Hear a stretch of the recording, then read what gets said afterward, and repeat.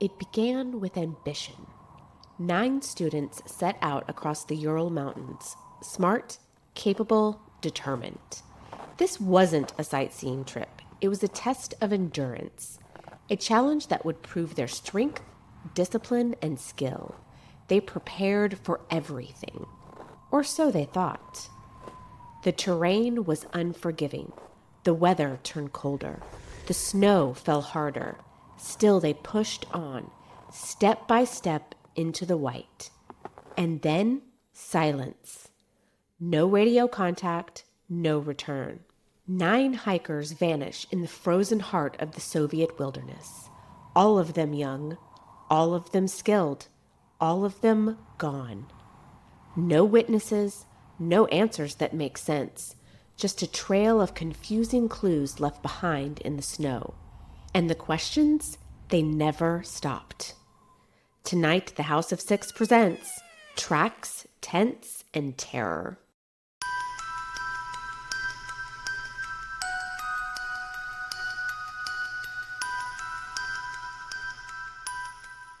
Welcome to the House of Syx. I'm Jen. I'm Jared. How exhausted are you right now from everything that we're doing?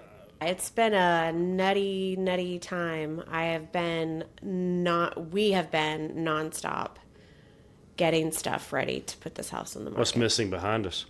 Our backdrops are gone. Yeah, we just lost 3 viewers because of our backdrops.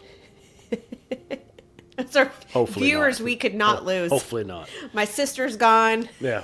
What the hell with the backdrop loss? These guys are just in a gray cave. She only listens on Spotify, so Yeah. she doesn't even watch. Yeah. She doesn't even know what I do. She doesn't see all the hilarious pictures that I put in. Yeah. That's Which, by the way, Her if you loss. only listen on audio, you should check out the YouTube and follow and like, because I put in pictures and I use AI to create pictures, and they're hilarious. The Holmes episode, when I was talking about his childhood, I put a picture of a little boy with a handlebar mustache, and it was It's good. hilarious. Yeah. So yeah, just It's been a week. bear with us. Yep. What What did I do? I walked up here after all day working and I said, when are we fucking filming? Because I'm ready to go. Actually, you shouted it at Yeah. me. Not because I was angry. Just No. because we're going to film. No, you just This is shouted. what we're doing. And let's go. You're like, we're filming! Yeah. Yeah. So here we are. Yeah. We're doing it. The podcast. So today's episode is a super mystery for the ages. You know how I like a good mystery. Unfortunately, it means that some bad things happen to some people. People die. People die. In most of these episodes, I think people die. Yeah. But it's a really interesting mystery in a really interesting time period in a really interesting place. Okay. And it is the Dyatlov Pass Incident in Russia. Sure. That doesn't mean shit to me. What do you know about the Soviet Union? I mean, gosh, how old was I? I mean, when, Not. when USSR was that. A thing? Yeah. I mean, I remember that. When did the Berlin Wall fall? Oh, gosh. I mean, The I remember 80s? it. I was watching it. Yeah, I should know this. I mean, I really was watching it. Remember Tom Take Brokaw was down sitting on that the... wall. Yeah, it was Tom Brokaw was It was a thing. doing the I broadcast. don't remember and it. They did Too this young. whole chunk and pushed it over. Yeah. I remember. I think it was also, and this is not what the story is about, but I think it was also somewhat of an accident that he had them bring down the wall. That I I don't don't think it was remember. supposed to happen right then. I think it Yeah, was supposed to be maybe. more progressive. I don't remember that. I just remember the live broadcast. The wall fell. Yeah. So between that and So that's what we know. I know about Gorbachev. right. Remember, I burnt my head on the fireplace, and you called me Gorbachev because I had a burnt place on my head. It was hilarious. He had this little like burn scar on his forehead, and he's bald. And Yeah. I called him Gorbachev for like. You a just week. said I was bald. Oh, I mean, You are bald. yeah. No, we gotta Did you do that. forget? Anyway, So Jared's bald. that was the time. But yeah, that's what we know about the USSR. It's really good stuff here. This is good because we're going in with a clean slate, and I get to walk you through something that sounds like a horror movie. And maybe Yetis. Oh, you had me a Yeti. A few disclaimers. There are a number of Russian names, and I do not speak Russian. I don't know any of it. I don't form my mouth in that way, so I'm going to do my best, and you're going to get... these names are going to be phonetically said in a southern drawl. So you're saying you might have to pronounce them a few times to feel comfortable. So I don't sound like an idiot. Oh, well, you're not an idiot, so there you go. Oh, thanks. Yep. Yeah. Also, I would like to add that this case is some weird shit. And because of that, so much of it has been sensationalized, both intentionally and unintentionally. And I'm going to do my best to steer clear of that and try to tell this facts only. I just find all that unnecessary, and I don't believe that that is what should be done. So let's roll. Yeah, let's roll.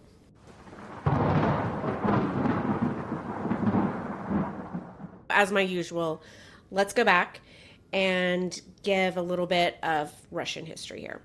So Russia's last real shot at democracy ended in 1917 with Tsar Nicholas II when he was overthrown during the Russian Revolution. And I would actually love to do an episode on the last of the Romanovs because it's very, very interesting. But that's not what this is about. After a messy power struggle, Vladimir Lenin and the Bolsheviks, which was a radical communist group, took over later that year, and that's when things stopped trending towards the democratic and started leading straight into authoritarianism. By 1922, Lenin and his crew had officially formed the Union of Soviet Socialist Republics, the USSR, a communist state in name, but functionally a one-party dictatorship. The Communist Party controlled everything: government, press, economy, education, and even science. There were no real elections, no opposition parties, no press freedom, just the illusion of choice and a whole lot of surveillance. And that didn't really change until the USS fell apart in 1991. I just found the date. There you go. Yeah. But going back, it's 1959. Stalin's been dead for about 6 years, but the Soviet Union is still stuck in his shadow. The terror purges are over, but the fear is still pretty much baked in. Nikita Khrushchev is in power now. He's not Stalin, but he's not really soft either. He's trying to modernize things just enough to keep the whole machine from falling apart and to look good. He talks about reform because it sounds good, so he denounces Stalin's worst atrocities, but it's still a one-party, top-down, surveillance-heavy state. Where speaking too freely could cost you your job or your life. And the Soviet government in the 1950s, think of it like a giant bureaucratic spiderweb. Everything flows from the Communist Party. No elections that we would recognize. There's no real opposition. You had the Central Committee at the top, the KGB was all up in your business, and there were layers of red tape going everywhere in between. And it wasn't just about control, it was about control of the narrative. And Khrushchev is trying to play both sides. He's trying to show the world that the USS is modern and powerful while still cracking down on dissent at home. He's launching satellites, building nukes, of course, and preaching all about Soviet superiority, but he's also watching his back because every single decision is political. Every move has to toe the party line. This is also the beginning of the space race and the height of the Cold War. The US and the USSR are locked in a quiet arms race and an ideological standoff. Every citizen is being watched. Every institution is expected to fall in line. The KGB had eyes everywhere. Neighbors, coworkers, or classmates could all be an informant against you. I am with the KGB. What year are we talking about now? We're in the 1950s. That's what I thought. So you caught my reason I'm asking is because I didn't really realize that the Cold War considered starting back that far. It was right? the height of the Cold War. Right. Cold War, You yeah. know, I think of a lot of the things you talked about, the space race. I mean, this is, dating myself, but the space race, the Cold War, and all of that, everything, at least those terms, were still used in the 80s, right? Definitely. Where I was in my early teens. Yep. And yeah, so that just made me think about it. Well, we landed on the moon in the 60s. Sure. So we had to get to that point, but we were in space well before that. Yeah.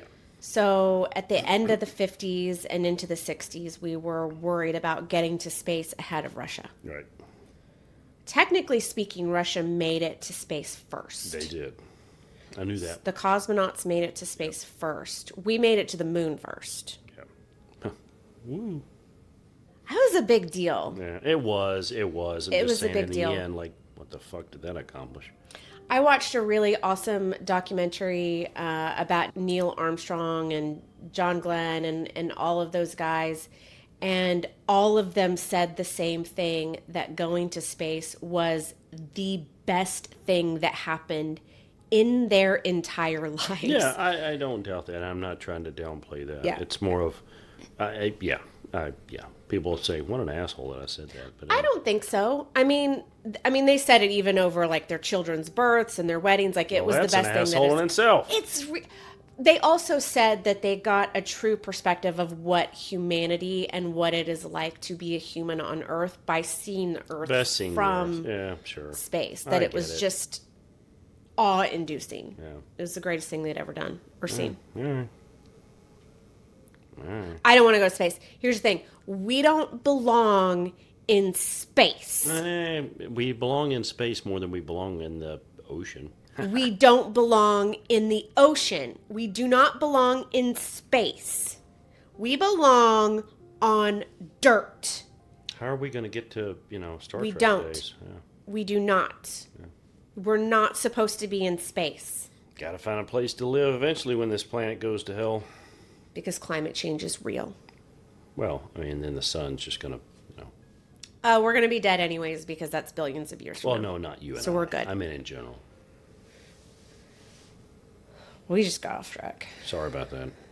Anyways. Back to the space race and Cold War. We're moving on from the space race. All right. So the culture of surveillance and fear was not abstract. It was deeply personal. Imagine knowing that anything you say or do, even in private, could be reported against you. Your job, your education, even your family's safety could be threatened by a single comment. Neighbors were informing on neighbors, professors on students, family members. People disappear. And the official story never really changes. The truth, if it exists, is a state secret. And that kind of pressure just doesn't make people compliant. It makes them complicit. Bunch of insecure assholes everywhere. Information does not flow freely. Newspapers are state-run. Science, culture, art are all filtered through a political lens. So even something as simple as a hiking trip had to be approved, logged, and verified through official channels. You can't just go off running around doing whatever you want. This is not the land of the free. Clearly. Science and physical strength were treated like proof of Soviet superiority. That's why hiking and mountaineering were encouraged as nationalistic, even ideological pursuits. Groups like Dyatlovs were idealized. They were smart, disciplined, athletic students from technical universities showing off the endurance and glory of the Soviet mind and body. Sure. But it was also a time of intense secrecy. Government documents were classified, military experiments were never disclosed, and the idea of an open, honest investigation into anything even remotely embarrassing to the state, not happening. Especially not if it involved strange deaths in a remote region. Foreshadowing. Yeah. Notice I'm not saying much because I'm scared too because we're talking about Russia. They're listening. Yeah. Everybody's listening. Whatever. Everybody's listening. Yep. Being from the Western world, I think it's really difficult to understand what a life like that would even look like. Yeah.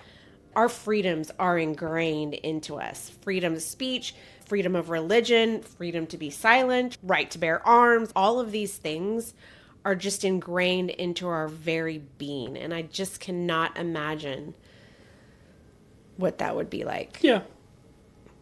I say yeah because I 100% agree. I mean, we just don't have that concept. I watch the news enough to go, as much as I might think that this country's a little sideways, odd right now. Yeah, odd. And not right now. I mean, for quite a bit. We're still lucky. We're still extremely free to lucky. Basically, as long as you're not hurting anybody. Right. And because this is not a political podcast, we won't talk about our political beliefs. So, but that all of those things aside, and no matter what category you fall in right now, we're still all incredibly free to be and do whatever we want. I mean, you and I both want to move to Italy, but that's a different story. That's just because we want to retire. It's because we want to live in a villa in Italy. Yeah, and drink wine all day. And drink wine and make olive oil or whatever people do in Italy. Whatever it takes to make money and just live in Italy. Yeah. Italy, if you know anybody. Call me. Yeah. So this is the world that our hikers came from. A place where loyalty was not optional, where facts were flexible, and where a mysterious disappearance in the mountain wasn't just a tragedy, it was a threat to the image of Soviet perfection. And that part's important. These students were not rebellious. They were not French. They were model Soviets. They were engineering students, physically elite. Their trip was officially sanctioned, so what happened out there was not just tragic, it was politically inconvenient.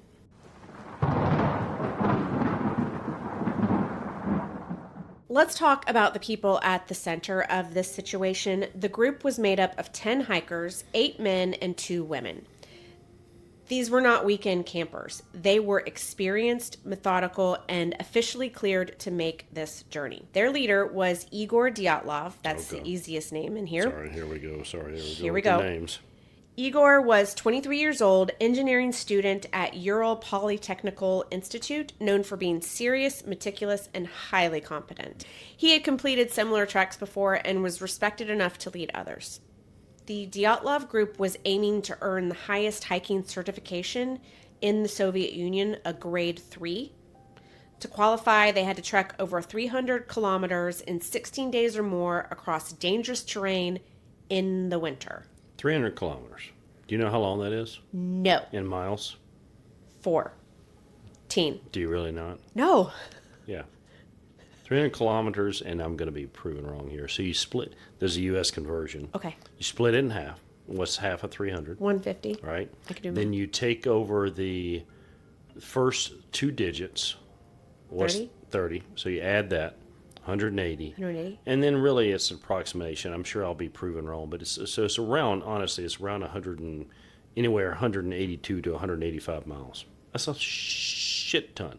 So it's like, I don't understand how they can make this how they can make it that far in 6 days. No. 16 days 16 or more. days, sorry. To pass the certification, they have to be out there 16 plus that. days. We can redo that because I don't want to be, I'm an idiot. No, it's okay. I don't think you're an idiot. So. No, we don't have to. No, really. You just didn't hear me. I want to prove into miles in case I do want to make that point that, if someone doesn't know kilometers to miles. That's a good point. That's insane. That is. And I don't know why I didn't convert this to miles, because here in America, we do not use the metric system, unfortunately. And in fact, as I've just proven, I only know the imperial system. I cannot convert to Do you know why I know kilometers to miles per hour? To miles. Because of miles per hour. But because of all the UK channels I watch because I'm a car guy. Oh. Yep. Yeah. Yep. That makes sense. That's the only reason. The Nuremberging. The Nuremberging. Nuremberging. Nope. The Nordschleife. I knew you were going to do that. You knew I had to do it. You did. Back to the Dyatlov group. This was their capstone. like a thesis for wilderness survival. The kind of certification that proved that you were elite, that you could be trusted to lead future expeditions into even rougher territory. Most of the group had completed lower level certifications already, and this was like the final boss hike trip. So I'm going to assume this is like larger than a Boy Scout progression. You're not getting your patches, you're getting far more than that. This was much bigger than a Boy Scout hike, I think. I don't think they get patches. They get to be the awesomest hikers in the Soviet Union. Right. Get to live. Or not. Sorry. The expedition was meant to be a trek through the northern Ural Mountains, which is what was then the Sverdlovsk Oblast of the Soviet Union. Oh, boy. I'm pretty sure that was wrong. I'll give it to you, though. I'm just going to keep going, though. Their destination was a remote peak called Mount Otorten. The Dyatlov group was not deep in Siberia, but they were close. They were on the skirts of Siberia. The Ural Mountains mark the boundary between Europe and Asia, and this tragedy unfolded just on the European side. Cold, remote, and wild, but not quite Siberia. Okay. But I imagine it looks like whatever we think Siberia does. I was going to say, it probably feels and looks the same. Frozen white tundra? I don't know. Yeah, dangerous. Somewhere where I wouldn't be. Yep. Ever. The group departed by train on January 23rd, 1959, middle of winter, of course, from what is now Yekaterinburg, then traveled by truck and sled until they reached Vizhai, the last inhabited settlement before the wilderness. And at this point, everything was going according to plan, all regular stuff. On January 27th, the group officially began their journey on foot.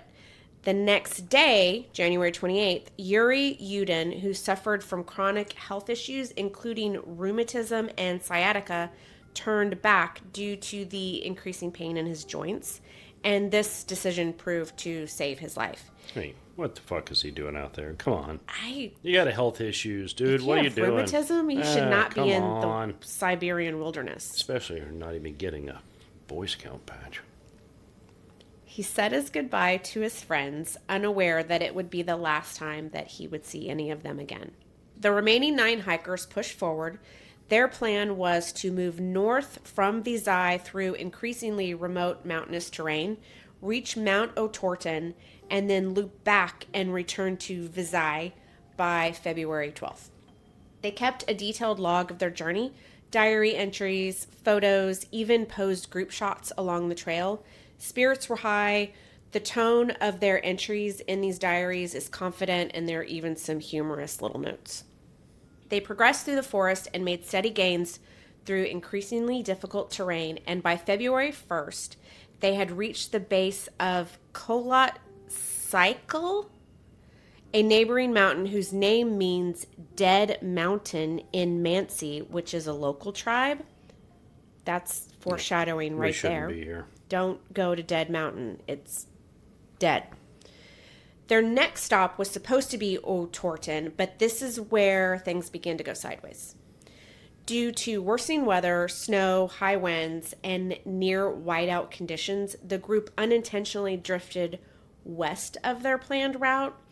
Visibility was poor, and in the confusion, they began ascending the slope of Kholat Sykel instead of heading towards their next waypoint, which was Mount Otorten. They were not really lost. They were just askew just a little bit. Yeah, sure. You ever been whiteout conditions? No. Have you? Yeah, I have. One time. Because my point is, Is this your Tahoe sitch? It was my Tahoe. I don't have to get into it, but yeah, it's just, yeah. But I mean, really, what is that like? You can't see shit. Everything's white. And you were skiing, like you were actively skiing. No, this is even before that. But yeah, this is even before that when the blizzard hit. Yeah. I've never seen. You cannot, when everything's white already, and then white in front of you, because it's, snowing that hard, like, you cannot see anything. Scary as hell. Scary. I don't know if you know this about me, but I'm sort of an indoor kind of girl. And I don't like the outside. Yeah. I like the illusion of sitting outside, but there are bugs out there. Oh, boy. And Snow? Ew. No, I don't. No, I don't do that. I want to be warm. Mm-hmm. You know, it's dangerous. It's very dangerous. Yeah. I can't even. I have not seen anything like that. We live in Atlanta. Right. I did not experience whiteouts here. That does not happen. So they weren't lost by any means. They were just slightly askew. Once they realized that they were off course, they made a calculated decision. They set up camp right there on the exposed slope. And let me just break down the conditions so you get a full scope of what this is. The temperatures were estimated between negative 13 degrees Fahrenheit and negative 22 degrees Fahrenheit. Nope. Which is negative 25 to negative 30 degrees Celsius. That feels wrong. Winds were 30 to 50 mile per hour gusts, common on exposed slopes. The wind chill could easily drop to negative 40 degrees Fahrenheit or lower. No, I've never been anything that cold, and nor should you be. Visibility near zero at times due to the snow. Snow depth was over 5 feet in some places. The sunlight was extremely limited, only about 6 to 7 hours per day. And other factors, whiteouts, drifting snow, near constant wind exposure, and total lack of natural wind breaks on the slope. Yeah. The group set up camp on the eastern slope of Kolot Cycle. I still feel like I'm saying that wrong, but that's okay. We're just moving on. And they were fully exposed to the elements and about a mile away from the protection of the forest tree line. At first glance, this seems really strange because why would you move away from the protection of the forest? That's where your shelter is. Yeah. Now you're stuck in this wind and blowing snow with no natural barrier. Maybe it was the Yetis. They said they had to live in the forest. That's Bigfoot. Oh. I think Yeti lives in the snow. I don't know. Maybe they both do. Maybe they're pals. Neither one are living anywhere because they're not real. Oh, well, shit. Shit on my parade. I'm shitting on everybody's parade. Why would they pitch a tent on the edge of this barren, icy incline? That seems kind of crazy. And there are a few theories. Some say it was due to the deteriorating weather. They may have lost visibility in the snowstorm and then decided to stop where they were rather than risk navigating through not knowing where whiteout the hell conditions. they were. Right. Right. And getting even Or more where to off go. course. Right. Others say it's intentional. Dyatlov wanted the group to train for these extreme conditions. That was the whole point of this trip in the first place. So camping on a challenging slope may have been part of the test. There's also the possibility of a navigation error. They might have thought they were closer to their intended waypoint, Mount O'Torton, than they actually were, with low visibility, snowdrifts, and shifting landmarks. Even experienced hikers can misjudge distance and direction. Yeah. But here's what's important. Whatever the reason, however they got there, they pitched that tent deliberately. They took the time to dig out a flat space, anchor the tent, and prep for the night. This was not panicked. It was not rushed. It was calm and controlled. In contrast to that, between the order of the tent setup and the chaos that followed, is the part that makes this story so awful and haunting. Oh, shit. What would you have done? Would you have camped on that frickin' slope? There's no way I would have done that.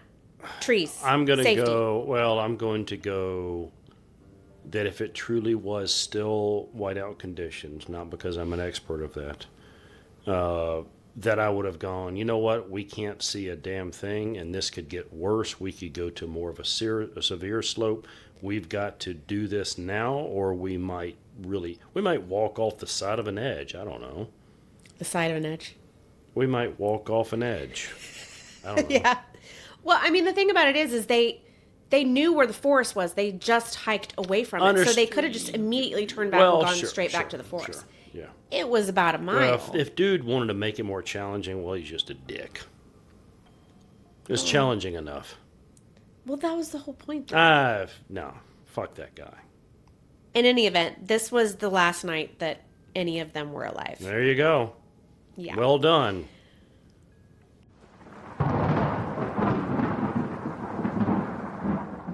On February 12th, 1959, this is the date the group was supposed to return back to Visay. and send word to their sports club back in Sverdlovsk. But when nothing came through, there was no telegram, no update. No one panicked. Delays were common. I mean, the weather was expected, so nobody freaked out. By February 16th, 4 days later, some friends and family started to worry. But officials and university contacts just pretty much urged patience. They'd trained for this. They were likely just slowed down by the snow and waiting it out in the storm. They will be fine. It's fine. February 20th, another 4 days goes by, and the family has run out of patience. They're done. Yeah. They, along with the Euro Polytechnical Institute, demand a formal search.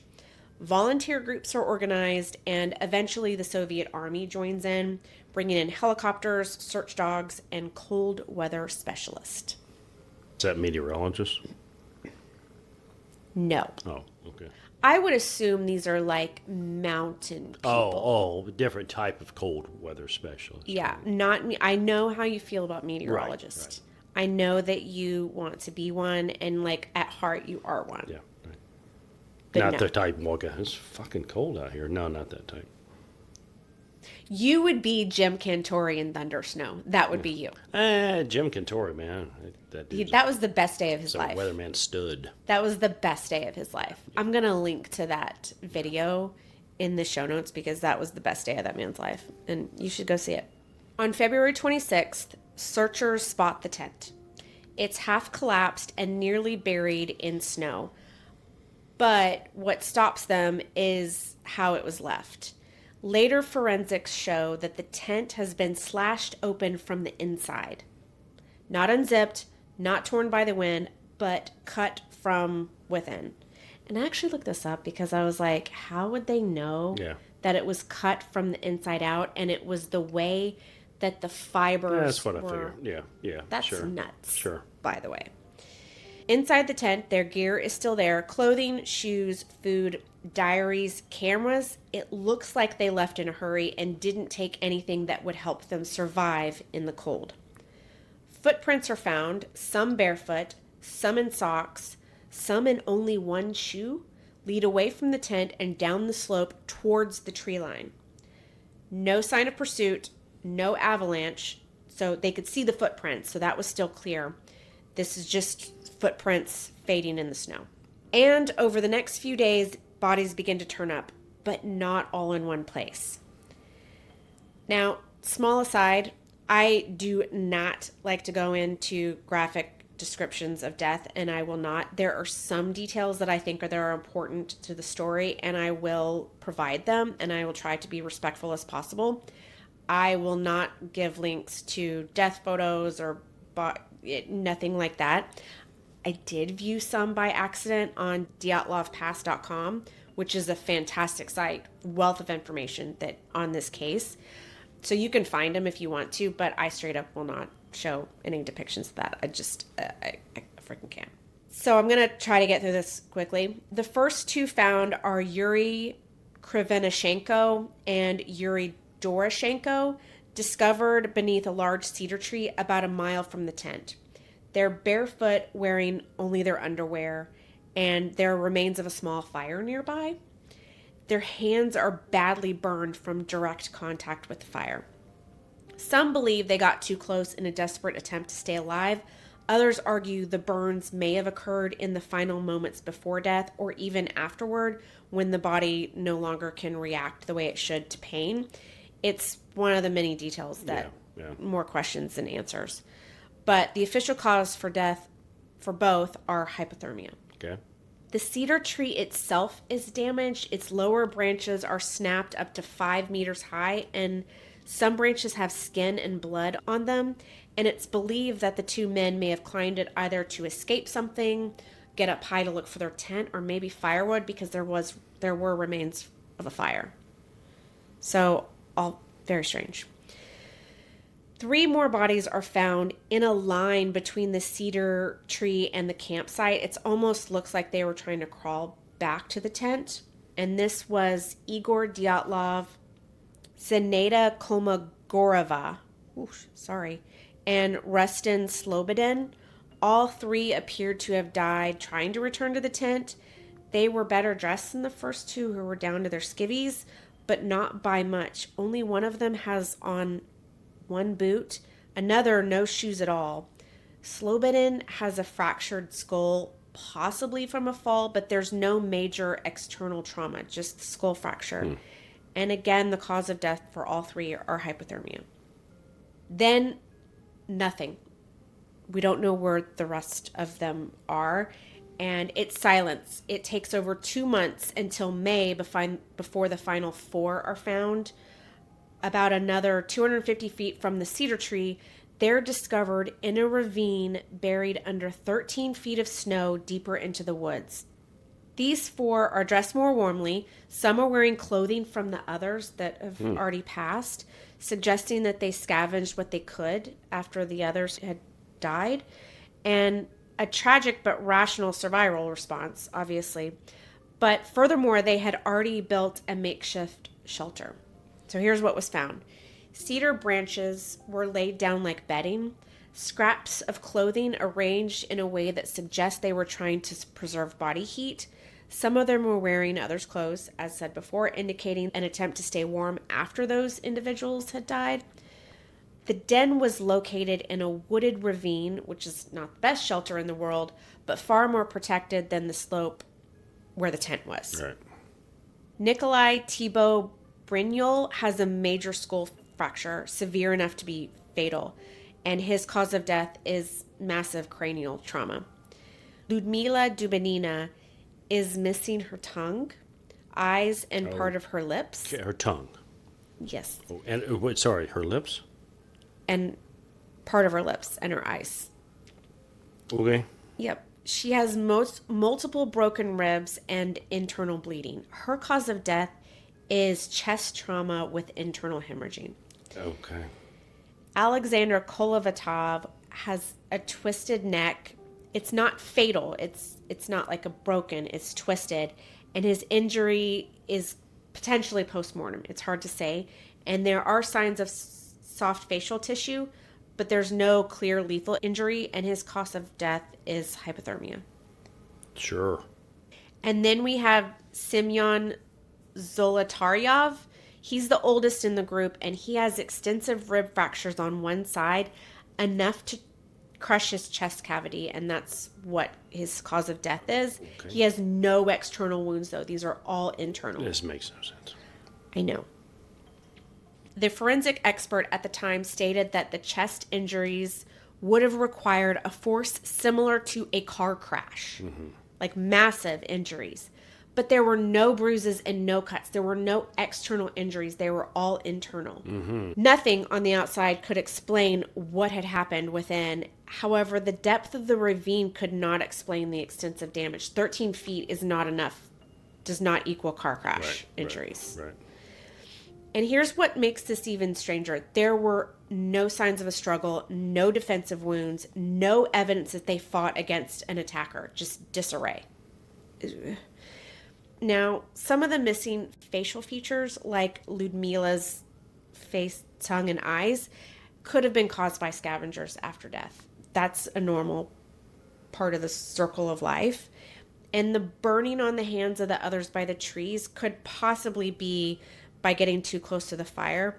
The lack of clothing could be caused by a phenomenon called paradoxical undressing, where hypothermia confuses the brain and tricks victims into believing that they're overheating. But still, it doesn't explain all of it. It doesn't explain the injuries, not the fact that they were all split up, not the barefoot dash into the freezing night, the fleeing the tent. Like, that, it just doesn't make any sense whatsoever.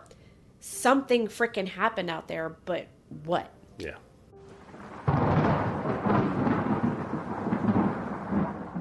So now we get to it, the theories. What could have possibly driven 9 experienced hikers to flee their tent in the middle of the night into sub-zero temperatures without shoes or proper clothing? I have no fucking clue. Sorry, fast forwarding. I have no clue. I'm baffled. I'm gonna give you some ideas. Some are plausible, others not so much. Okay. But all of them are attempts at making sense Sure, of this sure. mystery. Let's start with the most straightforward. Avalanche. Okay. The avalanche theory suggests the group heard or felt the beginning of a snowslide and panicked. Cut their way out of the tent, possibly because their entrance was blocked by snow, and ran down slope to escape danger. Some of the injuries, like fractured skulls, broken ribs, could be consistent with heavy snow impact, and the disarray of the site, that could match the chaos of fleeing a life-threatening collapse of snow. But there are problems. First, the slope angle where they camped was only about 15 degrees, which is not steep enough for a natural avalanche. Second, when searchers found the tent weeks later, it was still partially standing. They spotted it. They never would it. have found the tent, period. I mean, they could have, probably not. They just would have walked right over the top of it. Not like you would just randomly dig in snow. Is the tent here? Is the tent? No, Exactly. Nobody would have done that. Exactly. And third, there were footprints leading away, very clear and orderly, and they were not consistent with people fleeing in a panic. There you go. Never would have found the footprints either. I like the theory. Don't get me wrong. It makes the most sense. But now when you add those other two. Yeah. Next, we have catabolic wind. Okay.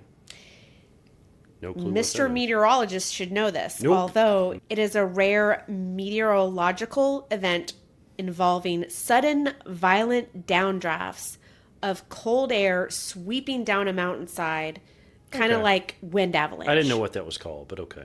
Wind I've avalanche. seen it. Not personally. Sorry, that was stupid. I'm not like people like, how much does he fucking ski? I haven't skied in 10 years. Anyway, no, I've seen videos of that, but I didn't know what it was called. Yeah, I didn't know what it was Catabolic called. wind.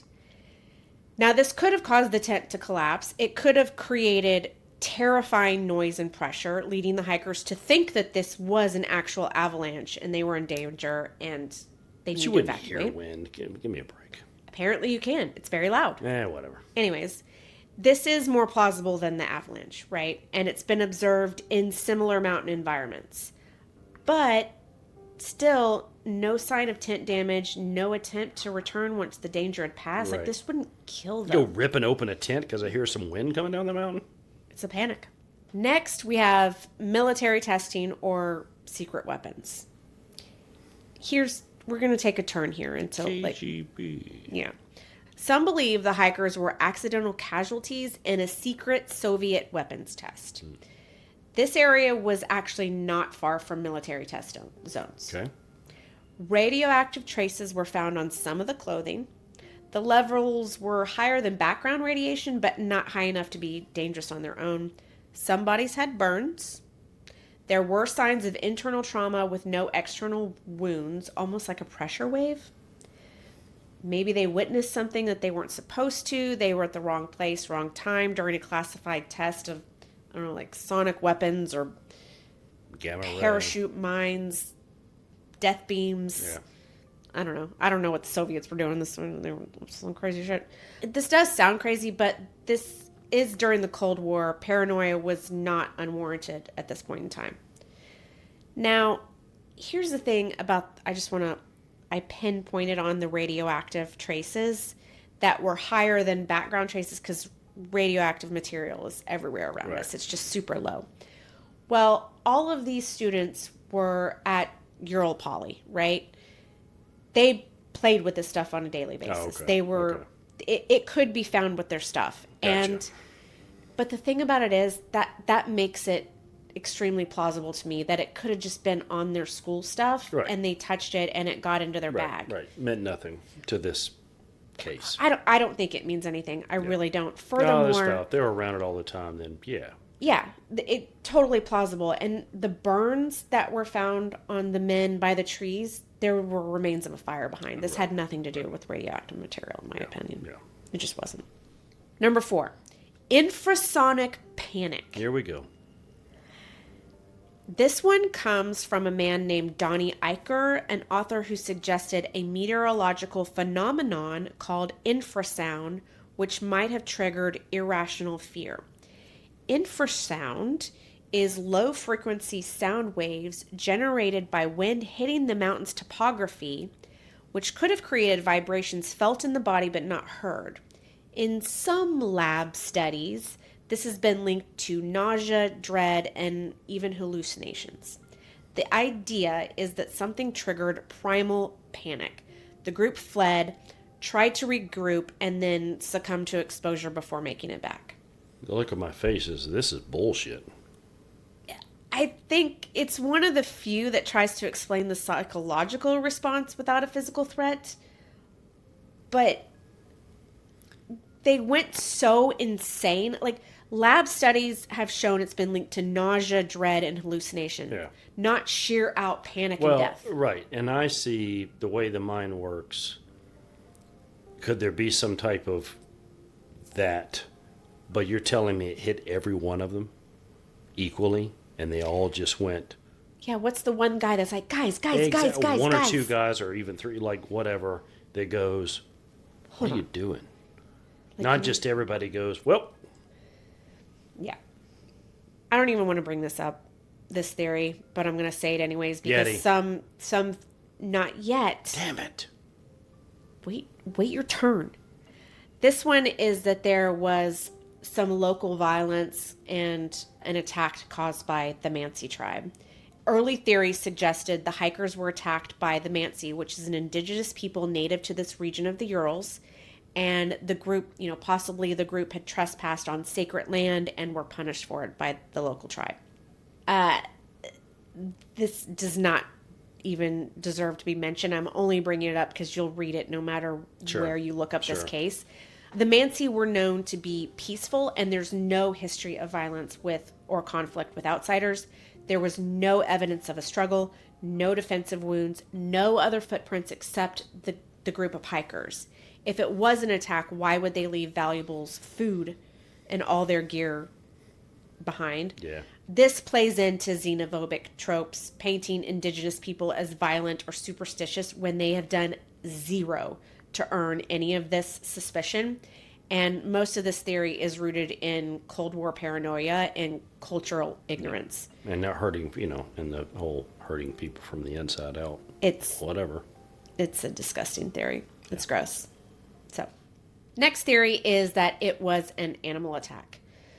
Wolves, bears, wolverines have even been mentioned. Maybe it spooked the hikers. They freaked out and then got attacked and killed by animals. Oh, okay. There is no proof of animal tracks, prints, tears, claws. They would have done more. It's not anymore. They would have done more damage than any of this. Also, a wolverine, I don't think could do this to all of these people. Maybe one person, but it's a smaller animal. I think the only animal that could do that would be a polar bear, and frankly, these people would all be eaten if it was a polar bear. Yeah. And I don't even know if polar bear is in the Urals. Yeah. Polar bears are in the Urals. And Hugh Jackman wouldn't even alive then, so. Shut up. You're dumb. That's funny. All right. Theory number 7 is that there is internal conflict. The group broke apart from the inside out. A fight, psychotic break, person just snaps and loses their absolute shit. Yeah. This is dumb because, again, no defensive wounds. There's nothing in the hikers' journals or pictures that were left behind that supports this. They were very close-knit. They were experienced. They were in good spirits. And this is stupid. This is stupid. Now the next theory. You can say it now. Yeti. Or let's just go the whole supernatural realm. Aliens, Bigfoot, whatever. Interdimensional, I don't know, cosmic horror. Oh, no, not that. Dinosaurs. Yeah. Wrong. No. Some eyewitnesses in nearby areas reported strange lights in the sky. Some say the injuries were too bizarre to be human-caused. The tent slash feels like horror movie situation, but there is no evidence that a Yeti exists, that aliens are in the Urals in the 50s beaming up hikers. Sure. This is dumb. This is dumb. That's all of the theories. That's it. Out of theories. None of these explain everything. Each one of them has gaps. Each one of them leaves something out. And in the end, we may never know. Yeah. But that aside, what do you think? it is? Honestly, I knew this question was coming. Yeah. What do you think it is? I don't have anything. Okay, let's. I don't. I really don't. Okay, let's go through them. Avalanche? No. It's just not. No, only a portion of that makes sense. But again, No. if The snow didn't cover. some of the No. injuries but in the Yeah. panic and everything, like if I hear an avalanche, I do get it. They would rip open the tent, going, "Hey guys, there's no time to find the zipper or whatever I got." Just Right. boop. But then the rest it of wouldn't doesn't. happen, But and the they would have rest of gone it back, don't. and they Right. would have set the rest tent of it back doesn't up. happen. Right. It just doesn't. Right. Catabatic wind? Maybe. Mostly no. No bullshit. No. Human attack? No. Animal attack? No.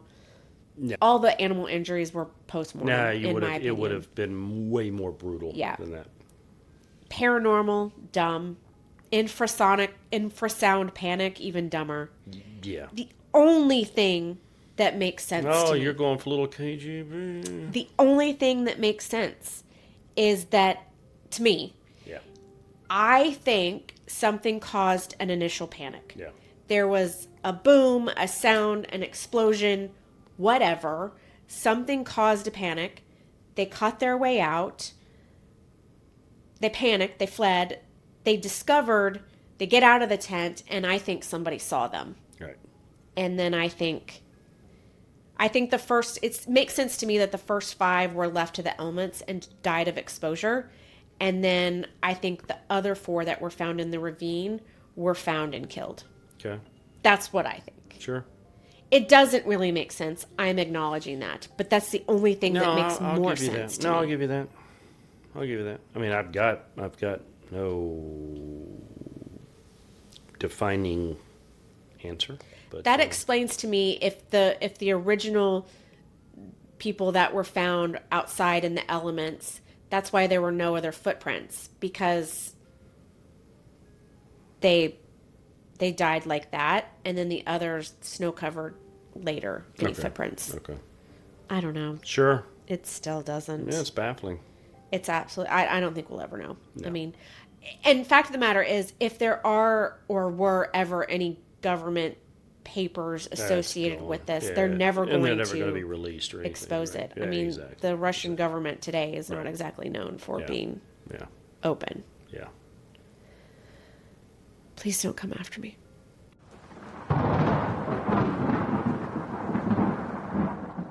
The mystery of the Dyatlov Pass didn't just spark theories, it became a cultural phenomenon. In Russia, it is part of the national psyche now. A mix of state suspicion, wilderness fear, and Soviet-era tragedy. It's not just a story people know, it's a story people tell to warn, to question, to wonder. There are memorials, books, and documentaries, and even films ranging from investigative deep dives to full-blown horror movies. Hollywood took a stab at it in a movie called The Devil's Pass, which was crazy inaccurate.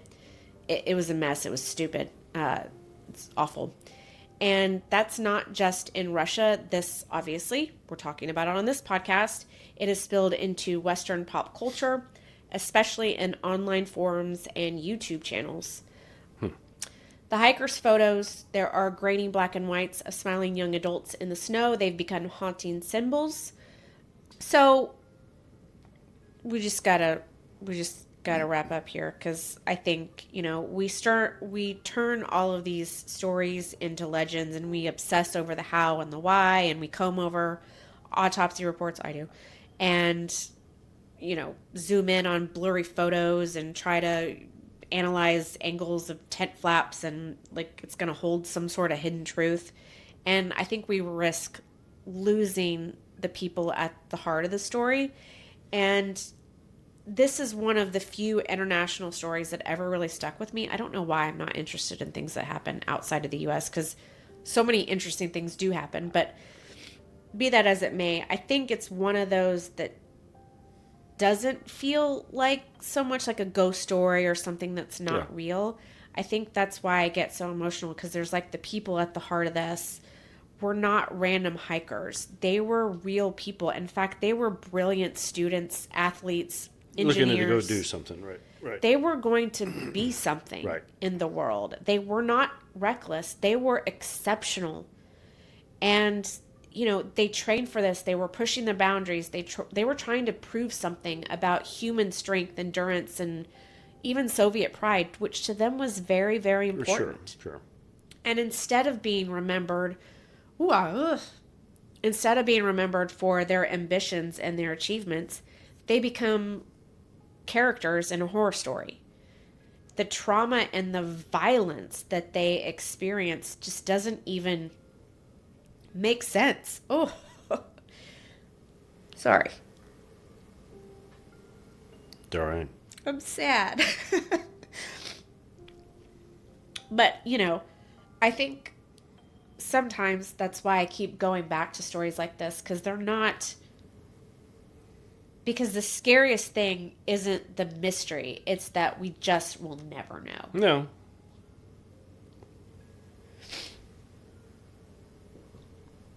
Sorry.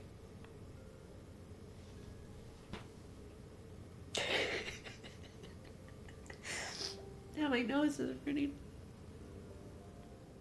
So that is today's case, the Dyatlov Pass Incident. I got really emotional there at the end. I really love weird history and mysteries and true crime, but when I start thinking about the people, I get verklempt. Are you normally an emotional person? In life, yeah. Are you?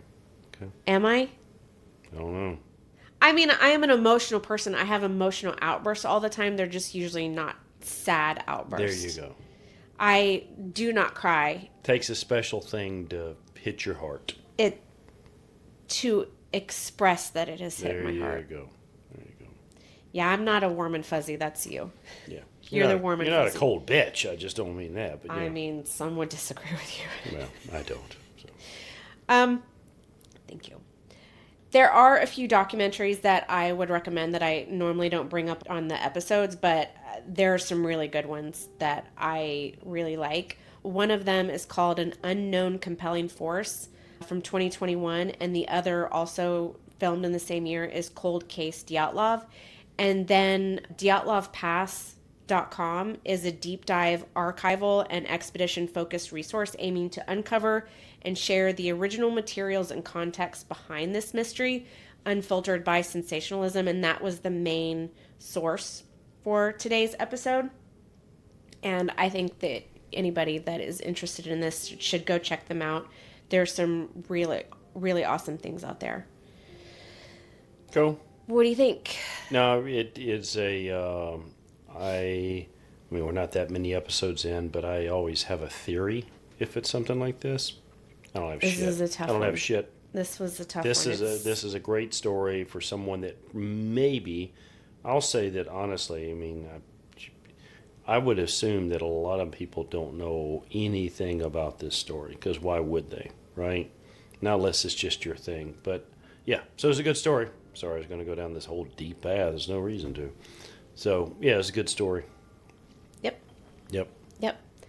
And if you would like to get a little bit more from the House of Syx, you can go to patreon.com/House of Syx and join our key holder tier and check out our bonus materials. I put up polls for silly little things that are out there and little commentary. There's some behind the scenes stuff out there. Yeah. So if you'd like to check out some more, you can check us out on TikTok and YouTube.